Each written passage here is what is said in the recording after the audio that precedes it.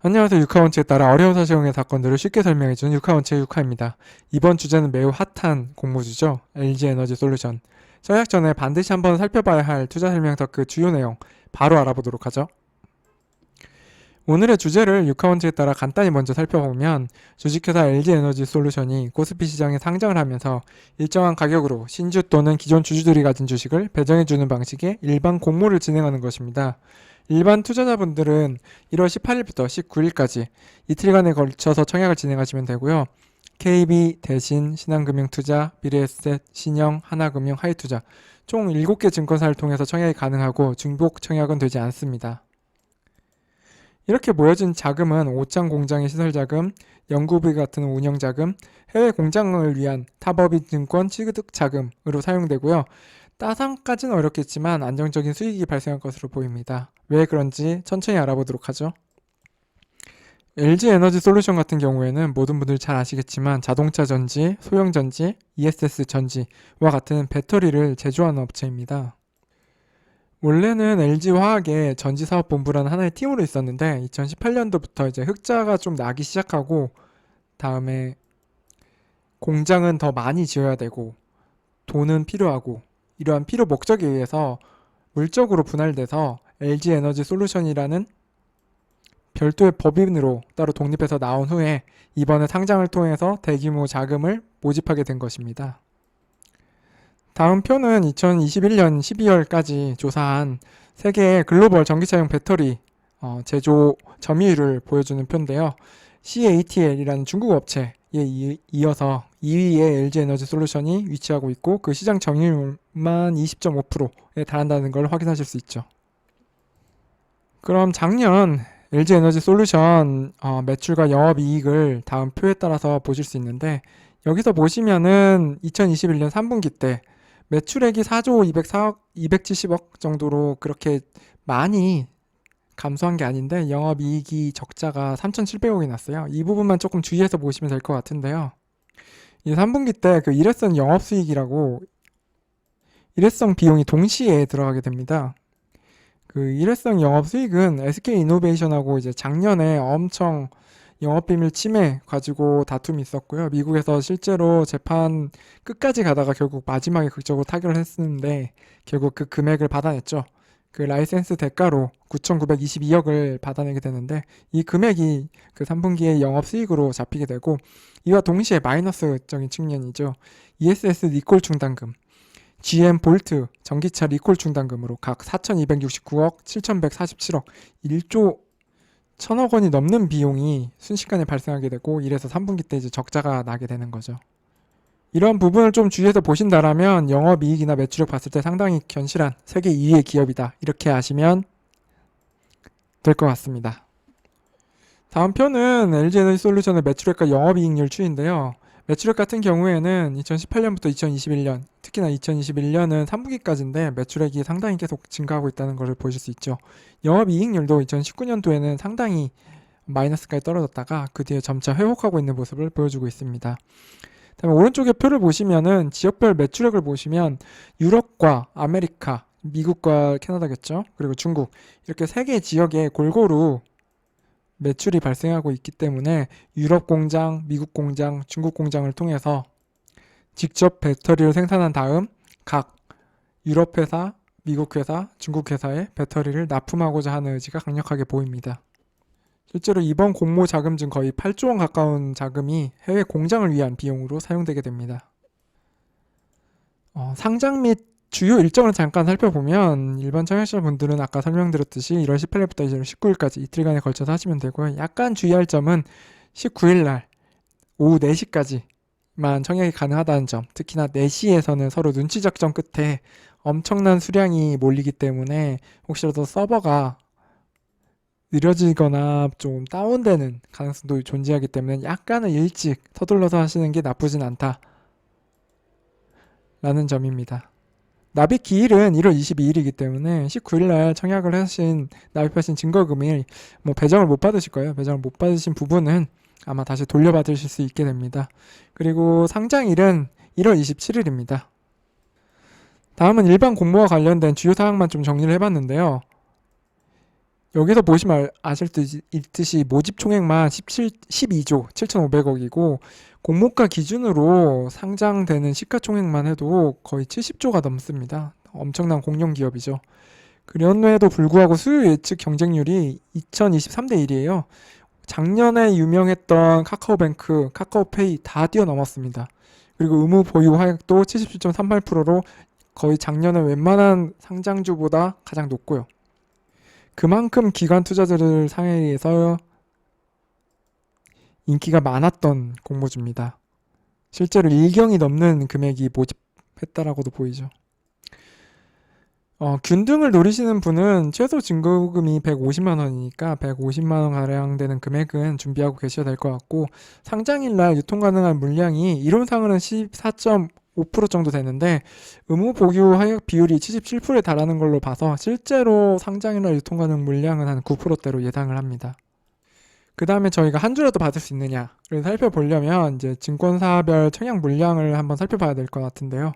KB증권의 480만 주, 대신증권과 신한금융의 240만 주, 미래에셋, 하나금융, 하이투자, 신영의 22만 주 배정이 됐으므로 이론상으로는 이제 KB증권의 비례로 돈을 많이 넣겠다라고 하신다라면 물량이 많은 KB, 그것도 아니라면 대신이나 신한금융에 넣으시는 게 좋을 것 같고, 다음에 균등으로 한 주라도 받겠다라고 하신다라면 아무래도 회원 수가 적은 하이투자나 신영투자 증권에 청약을 하시는 게 좀 더 유리하실 것 같습니다. 다만 하이투자나 신영 같은 경우에는 당일 개설이 안 될 수도 있으니 미리미리 만들어 주시는 게 좋으실 것 같습니다. 다만 경쟁률이 실시간으로 알려지기 때문에 경쟁률에 따라서 공모주가 다르게 배정이 되고 결국 마지막에 가면 거의 비슷비슷한 경쟁률이 나오기 때문에 여기에 너무 스트레스 받으실 필요는 없으시다는 점을 꼭 알아두셨으면 합니다. 이렇게 모여진 공모자금은 시설자금으로 6,400억, 운영자금으로 1조 6천억, 타법인증권 취득자금으로 7조 8천억 이렇게 사용되게 되고요. 여기서 6,400억은 현재 있는 오창 공장의 설비 투자를 통해서 원통형 전지 생산 라인 증설하는 비용으로 사용될 것 같습니다. 그 다음에 1조 6천억은 그 NCMA 배터리 개발에 사용이 될 것 같은데, NCMA는 보통 사원계라고 해서 현재 LG에너지 솔루션이 NCM, 니켈, 코발트, 망간 3원계를 주로 주력 상품으로 하고 있는데 이것보다 좀 더 높은 하이탱크로 가는 NCMA 알루미늄을 추가하는 4원계 배터리 개발에 박차를 가할 걸로 보이고, 기존 공정 라인에서도 아무래도 스마트 팩토리 구축과 관련된 전자동에 필요한 투자 비용에 상당히 많은 부분을 쓸 것 같습니다. 이제 마지막으로 미국, 유럽, 중국 공장 증설을 위해서 새로운 법인을 설립해서 그 법인의 비용을 대는 자금입니다. 여기에만 7조 8천억을 쓰게 되고, 특히 미국 공장에 4조 8천억, 유럽 공장에 1조 8천억을 사용할 예정입니다. 이미 GM과 합작법인을 설립해서 2025년까지 합작법인의 이제 생산 능력을 80기가와트로 확대할 예정이고, 그 밖에 다른 신규 생산 거점을 확보하기 위한 자금도 이미 마련을 해서 2025년까지 북미 지역의 160기가와트의 생산 능력을 확보할 예정으로 보입니다. 그 다음으로 유럽에는 이제 폭스바겐, 다임러, BMW 같은 다수의 글로벌 자동차 회사들이 있죠. 실제 글로벌 2위의 전기차 판매량이 유럽입니다. 이에 발맞추어 이미 폴란드에 배터리 공장을 설립을 한 적이 있는데, 여기도 생산 능력을 좀 더 확대해서 2025년까지 85기가와트로 확대하고 생산 능력을, 나머지 다른 지역에서 15기가와트 생산 능력을 추가로 확보해서 총 100기가와트의 생산 능력을 확보할 목표를 가지고 있습니다. 중국 같은 경우에도 현재 남경에 배터리 공장이 있는데, 아무래도 자동차 배터리, 파우치형 배터리하고 ESS용 배터리, 다음에 소형 어플리케이션 파우치형 배터리를 포함해서 중국 내에 생산 능력을 110기가와트 이상으로 확보하기 위해서 그 자금을 투자할 예정입니다. 그럼 이런 LG에너지 솔루션 회사의 주식을 받았을 때 과연 어떻게 팔아야 되고 언제 팔아야 될지 좀 알아보려면 기관 사전 수요 예측을 조금 먼저 살펴봐야 될 것 같은데요. 이게 가장 중요하긴 합니다. 왜냐하면 기관 투자자들이 보는 객관적으로 이 회사의 가치가 어느 정도인지, 앞으로 상승할 건지 떨어질지 인기 척도라고 보시면 됩니다. 근데 이 사전 수요 예측 참여 결과가 2023대 1로 나왔어요. 이거는 작년에 웬만한 회사들보다 높은 수치고요. 카카오뱅크, 카카오페이 모두 다 2000대 1을 넘기지 못했습니다. 신청한 금액 비율도 30만원 또는 30만원 초과하는 비용이 거의 90%가 넘기 때문에 이 정도면 그 내용도 매우 알차다라고.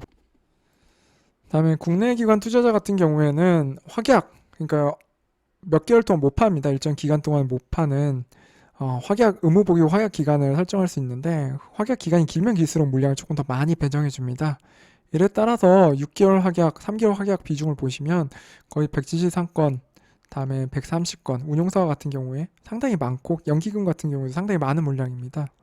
그래서 최종적으로 확인되는 의무 보유 확약 비율이 77%가 넘어갑니다. 이 비율도 상당히 작년 청약, 인기 청약이라는 카카오뱅크나 카카오페이, SKI 테크놀로지와 비교해서도 높은 편입니다.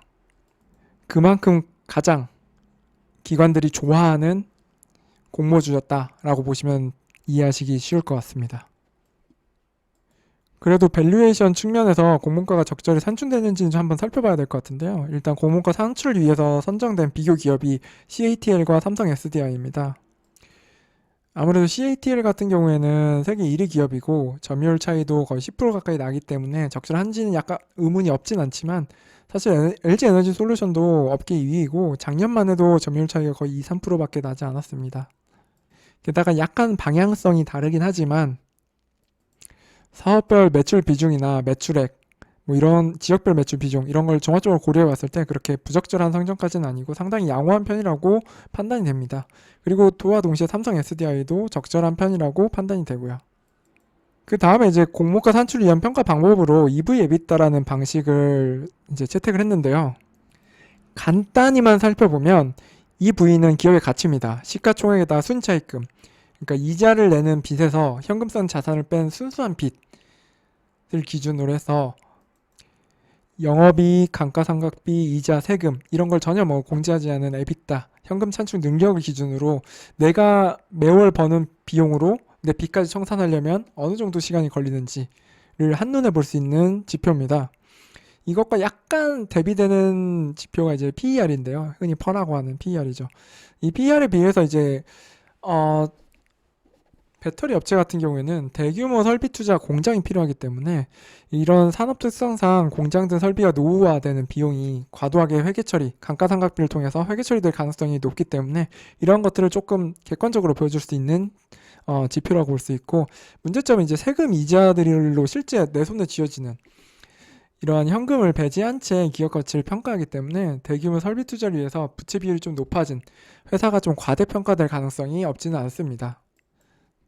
다만 현재 SKI 테크놀로지 같은 경우에도 EV/EBITDA를 기준으로 공모가를 산출을 했고요. EV/EBITDA 같이 공장 설비가 많은 업종에는 종종 평가 방법으로 사용되기 때문에 그렇게 부적절하거나 나쁘다라고 보여지지는 않습니다. 이렇게 나온 비교회사 EV/EBITDA 멀티플 산정 내역을 보면 이제 평균으로 보면 51.4% 정도 되네요. 산업 전반으로 보면 상당히 고평가라고 볼 수 있지만 앞으로 전망치가 매우 높은 배터리 산업 평균을 놓고 봤을 때는 그렇게 고평가됐다라고 단정할 수는 없는 수치입니다.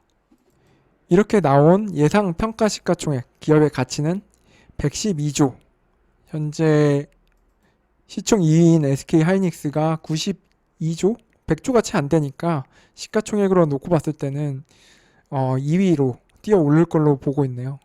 그래서 주당 적정 평가 가액이 47만 9천 원 정도 되고요. 여기서 보통 할인율을 적용하기 때문에 현재 나온 30만 원이 계산되게 된 겁니다. 다만 조금 재밌는 산출 방법을 참고사항으로 넣었는데요. 최대한 SK이노베이션의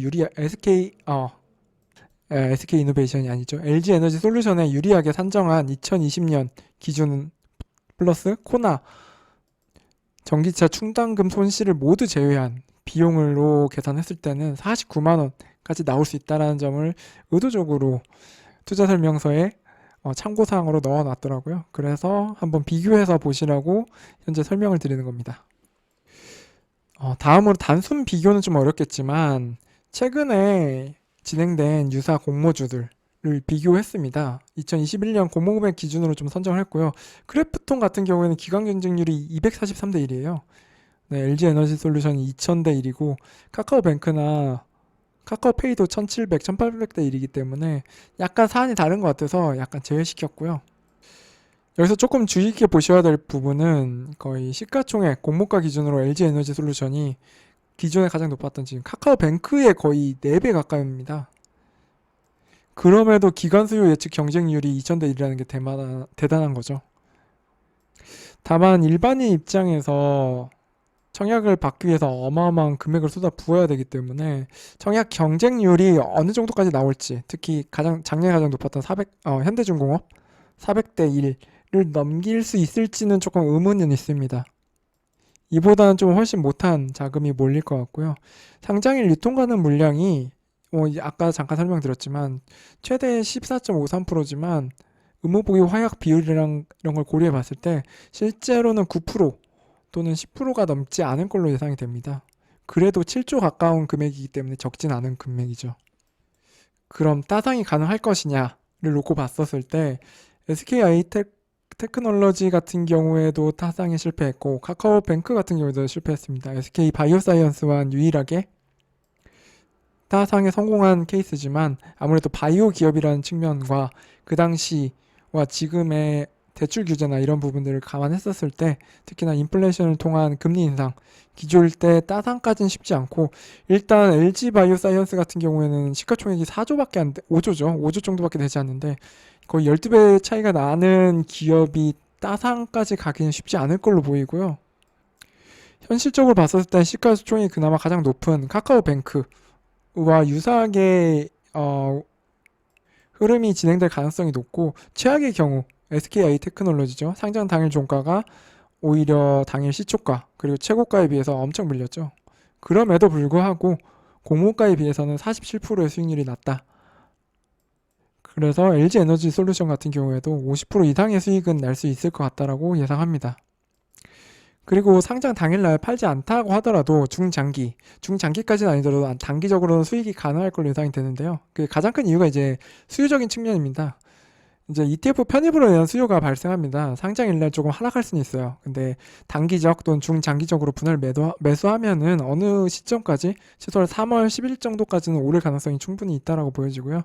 2차전지 관련 국내 ETF만 봐도 코덱스 2차전지 산업, 타이거 2차전지 테마, 코덱스 타이거 KRX 2차전지 K뉴딜 각 펀드 중에서 LG화학이 배터리로 2차전지 산업으로 편입되어 있는 금액만 해도 거의 4천억 가까이 됩니다. 이 금액이 LG 에너지 솔루션으로 들어올 수밖에 없고요. 글로벌 배터리 기업 배터리 ETF 중에서도 LIT 구성 종목과 편입 비중을 봤었을 때 LG화학이 가지고 있는 물량이 LG 에너지 솔루션으로 변경되도록 될 것으로 예상이 됩니다. 이 외에도 코스피 200, 다음에 FTSE, MSCI 지수에 이제 조기 편입됐을 경우에는 3월 10일 또는 2월 3일, 2월 8일에 대규모 물량이 들어올 것 같고요. 다만 상장 당일에는 기관 물량으로 받은 외국인 물량이 적지 않고 보통 외국인 같은 경우에는 의무보유 화약을 미제시하는 경우도 꽤나 많기 때문에 외국인 물량이 출하할 수는 있다라는 점을 꼭 주의하시기 바랍니다. 다음 간단하게 정리를 하면 공모는 필참이라고 보십니다. 다만 따상은 무리니까 안정한 수익권에서 천천히 매도하시는 게 좋을 걸로 보이고요. 공모가 기준으로 봤었을 때 밸류에이션이죠. 비교 기업 선정이나 선정 방역, EV, EBITDA 모두 적절한 편이고요. 수급 같은 경우는 상장 당일 유통 물량이 10% 미만으로 예상이 되고 다만 외국인 물량이 좀 출하할 수는 있지만 폭락할 가능성은 그렇게 높아 보이지 않습니다. 특히 단기적으로도 추종하는 ETF가 상당히 많아요. 한국 증시 자체를 하는 것도 시총 2위, 4위 되는 기업이기 때문에 상당히 많을 거고 다음 배터리 업종도 차세대 한국 산업을 이끌어갈 기업이라서 많은 ETF가 배터리 업종에 물량을 보유하고 있습니다. 따라서 물량 수급 측면에서 단기적으로 좀 양호할 수 있다라고 보여집니다. 다만 장기적으로 놓고 봤었을 때 NCM 배터리 산업의 이제 기술력, 다음에 생산력이 대폭 증가되는 부분이 상당히 긍정적으로 보이지만 다음에 LFP 배터리라고 해서 아무래도 저가죠. 이쪽 배터리 산업에 상당히 많은 회사들이 이제 다시 자동차 회사들이 눈을 돌리고 있어요. 그리고 완성차 업체에서 이제 아예 배터리 자체를 내재화하려고 하는 부분도 있고, 그다음에 배터리 산업 경쟁이 심화되는 부분이 있어서 약간